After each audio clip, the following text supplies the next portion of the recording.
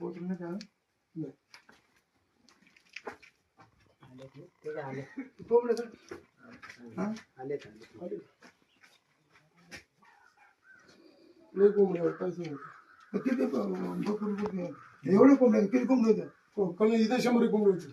गावठी होते का हा गावठी. किती वाजता पर्यंत काढला तरी हा 11 11:30 असेल. 11:30 हा म्हणजे 11च्या आतच. पण मग हे खालून कीर्तन वगैरे झालं ना, हा ते खालून वरती आले ना, आणि मग त्यांनी पाहिलं इथं कोणीच नव्हतं ना, खाली सगळे कीर्तनाला गेले. सगळे कीर्तनाला गेले ना. एकूण किती कोंबडे होते एकूण इथं 100 कोंबडी होती.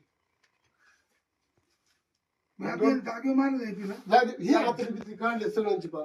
हे बघा हो. हे किती किती वाघ आहे तू इकडे इथं कमीत कमी तुम्हाला सांगतो 2-3 वाघ आहेत. 3 वाघ आहे 3 वाघ आहे 3 वाघ आहेत. 5 वाजले ना, आवाज करायला सुरुवातच. गोरपेच का डायरेक्ट गुरकायला सुरुवात करतात ते. एवढं कुठे आले अधिकारी हे ना आपण या ठिकाणी निमगिरीच्या रांतर येथे आलेले आहेत. खर तर ही मागे एकदा इथं शेळ्या खाली होत्या. मी रात्री खर तर तुम्ही मला किती वाजता फोन केला 12:30 वाजता. मला यांनी 12:30 वाजता फोन केला. मी 12:30 वाजता फोन उचलला. खर तर मग मी 1:45 वाजता वन अधिकारी चव्हाण साहेबांना फोन केला. त्यांनी पण माझा फोन उचलला आणि त्यांनी फोन उचलला. रेंगे साहेब होते आपले कुदरचे. रेंगे साहेब लगेच तिथे तात्काळ दाखल झाले.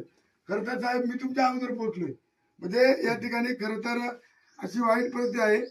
या वाघाचं भीतीचं वातावरण आहे आणि त्याच्यामुळे आता यांचा पंचनामा तुम्ही करावा रेंगडे साहेब. मी रात्री साहेबांशी बोललोय. मी साहेबांना धन्यवाद देतो, तुम्हाला धन्यवाद देतो. तुम्हाला मी सकाळी फोन केला, तुम्ही पण लगेच होता. तुमचा फोन मला आला. तुम्हाला इथून तुमचा फोन होता. तुम्ही साहेब कोण आहे तुमच्या इथं तुम्ही आहेत का तुम्हाला म्हणजे आता दिवसा दिसतो का वाघ दिवसा रानामध्ये 5 वाजले ना, तर रानामध्ये शेळ्या न्यायला काय माणसाला थांबायला हेच नाही. एकीकडे 3 आहेत का हो 3 आहेत. हे बघा रेंगडे साहेब, आता आपण इथं पंचनामा करणार आहेत. या कोंबड्याची पाहणी करणार आहेत.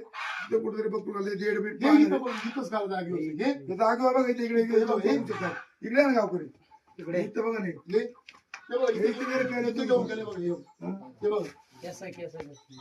आणि एक सापडलाच नाही. एक महिन्याला तसा विचार असं आहे हा, का जागेवर येते 2 ठिकाणी 2 खाली तिकडे. हा इथं हा 2 इकडे माठीमध्ये झाड. पहिलाच मी काय इथं रक्त सांगायचं. आपण या स्पॉट पंचनामा करू शकतो. इथं खाली आपण तर इथं इथं